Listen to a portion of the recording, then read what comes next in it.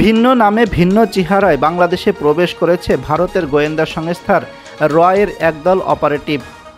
27শে ফেব্রুয়ারি সাংবাদিক জুলকার নায়েন সায়েম নিজের Facebook verified পোস্টে লিখেছিলেন, সাম্প্রতিক রয়ের আরও একটা দল বাংলাদেশে প্রবেশ করেছে।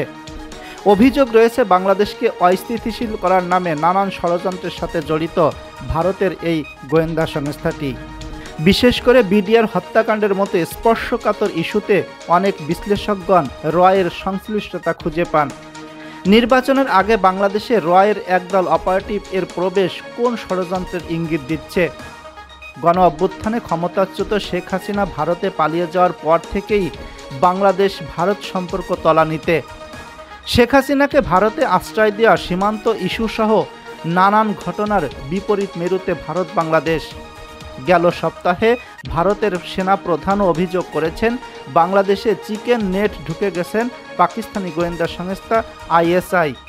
এর ঠিক পরপরই আল জাজিরার কোনো এক অনুসন্ধানী সাংবাদিক রয়ের বাংলাদেশে অনুপ্রবেশের তথ্য তৈরি করবে কি নতুন অস্থিরতা?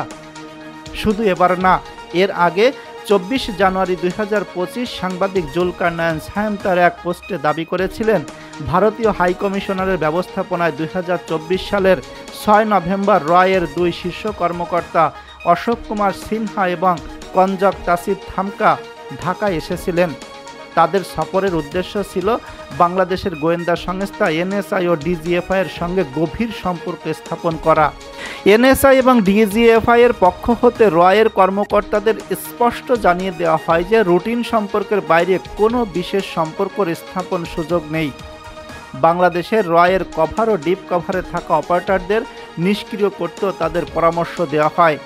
বাংলাদেশ পক্ষের কাছ থেকে আশানুরূপ সাড়া না পেয়ে এ কর্মকর্তারা অত্যন্ত হতাশ হন। সায়েরের দাবি অনুযায়ী এই সফরের কর্মকর্তারা আশানুরূপ সাড়া না পেয়ে হতাশ হন এবং বাংলাদেশে তাদের গোপন নেটওয়ার্ক নিষ্ক্রিয় করার পরামর্শ পান। শেখ হাসিনা সরকারের আমলে বাংলাদেশের রয়ের নানা অপারেশন নিয়ে রয়েছে নানান অভিযোগ। শেখ হাসিনা পতনের পর ভারতীয় গোয়েন্দা সংস্থার ইসকন সহ নানান ইস্যুতে বাংলাদেশকে অস্থিতিশীল করতে চেয়েছিল, এমন অভিযোগ করেছেন ছাত্র সমন্বয়করাও। এসব অভিযোগ শুধু কথার কথা নয়, হাসিনা সরকারের সময় বাংলাদেশের যে রয়ের কার্যক্রম বেশ শক্তভাবে ছিল তা রয়ের অনেক অপারেটিভ নিজেরাই স্বীকার করেছেন। ভারতীয় গণমাধ্যমে এমন কিছু সাক্ষাৎকার ভাইরাল হয়েছে যেখানে রয়ের এজেন্টরা নিজ মুখে অপারেশনের কথা বলেছেন। রয়ের সাবেক বস পিল বস অমর ঘোষণের নিজের লেখা ও সাক্ষাৎকারে ও এমন ইঙ্গিত পাওয়া যায়। বিশেষ করে পদচ্যুত শেখ হাসিনা সরকারের সময় জঙ্গি দমনের নামে অন্যদের হাতে গ্রেপ্তার জঙ্গিরা অনেকেই ছিল রয়ের হাতে বন্দী। তাদের দেখে কৃতিত্ব নিয়েছে পুলিশ র্যাবের সাবেক বস বেনজির ও মনিরুল।